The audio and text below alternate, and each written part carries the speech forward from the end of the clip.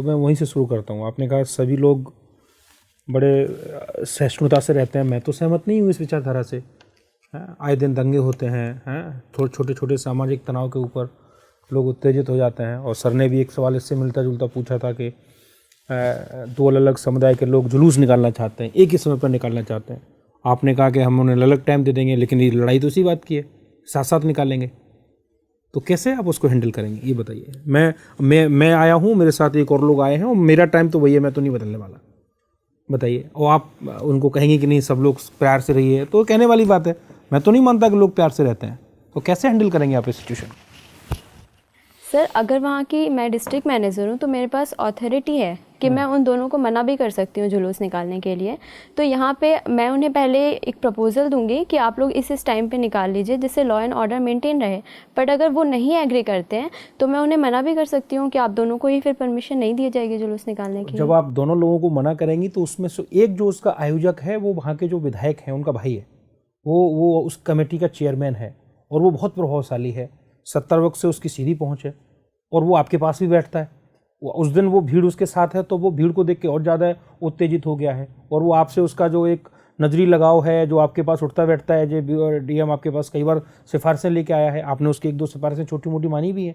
उस दिन वो आपसे ये सिफारिश मनवाना चाह रहा है, विधायक का भाई है, मुख्यमंत्री जी अभी कुछ दिन पहले उसके यहाँ आके गए हैं। बताइए अब आप कैसे मना करेंगे?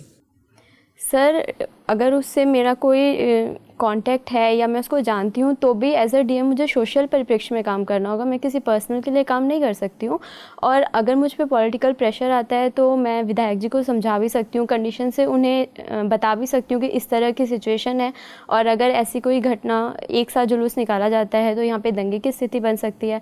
और अगर फिर भी वो पॉलिटिकल प्रेशर बनाते हैं तो मैं डिनाई कर दूँगी कि सर। अच्छा चलिए, इसी में एक सिचुएशन और जोड़ते हैं। आपने उसको मना कर दिया, वो मान गया, लेकिन इन द मीन टाइम आपके जो मंडलायुक्त हैं, कमिश्नर हैं, जो आपसे 10 साल सीनियर हैं, उनका अगला रिंग आता है, कहता है नहीं इसमें जो दूसरा एक जो धर्म विशेष है उसको परमिशन नहीं देनी है और इनको परमिशन देनी है, इनको उसको टाल देना है। तो उस स्थिति में क्या करेंगे? वो तो आपको सीनियर है और वो आपको आदेश दे रहा है कि आप उनको उस पक्ष को दे दीजिए जो कि सत्ता पक्ष है, और जो दूसरा व्यक्ति है जो कि दूसरा धर्म विशेष का, उसको नहीं देना है या उसको टाल देना है कोई बहाना बना के।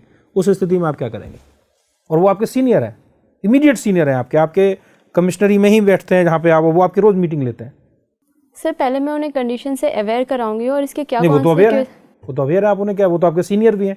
तो सर मैं उनसे अपील करूंगी कि वो मुझे रिटर्न में लिख के दें और इसके जो भी कॉन्सिक्वेंसेज होंगे उसकी रिस्पॉन्सिबल फिर मैं नहीं होंगी, मैं उन्हें ऐसा स्पष्ट कर दूंगी। ओके, मतलब आप उन्हें बोल देंगे कि वो लिखित में दें, वो तो नाराज हो जाएंगे, आपकी करेक्टर रोल भी वही लिखेंगे।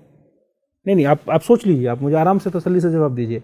मैं ये कह रहा हूँ कि आपकी जो करेक्टर रोल है जिसके आधार पे आपका अपना प्रमोशन डिपेंड करता है, वो उसको खराब कर देंगे। वो लिख देंगे कि C is very poor officer and he will grade you between 1 to 4 marks which are very poor for your promotion purposes. Then what exactly will you do in that situation? Sir मैं यही करूँगी, मैं उनसे return में लिखने को दूंगी और जो भी कॉन्सिक्वेंसेज होंगे उसके रिस्पॉन्सिबल फिर वही होंगे। और जो मेरा फीडबैक है ये मेरे काम पे डिपेंड करता है। इस तरह के पॉलिटिकल प्रेशर तो आते ही रहेंगे, अगर मैं हर समय झुकती हूँ और इसकी चिंता करती हूँ कि मेरा फीडबैक कैसा रहेगा तो ये तो मेरे लिए ही नेगेटिव होगा। आपके लिए नेगेटिव होगा, तो आप तैयार हैं, पुअर परफॉर्मेंस आपकी होगी उसके लिए आप तैयार हैं? ओके।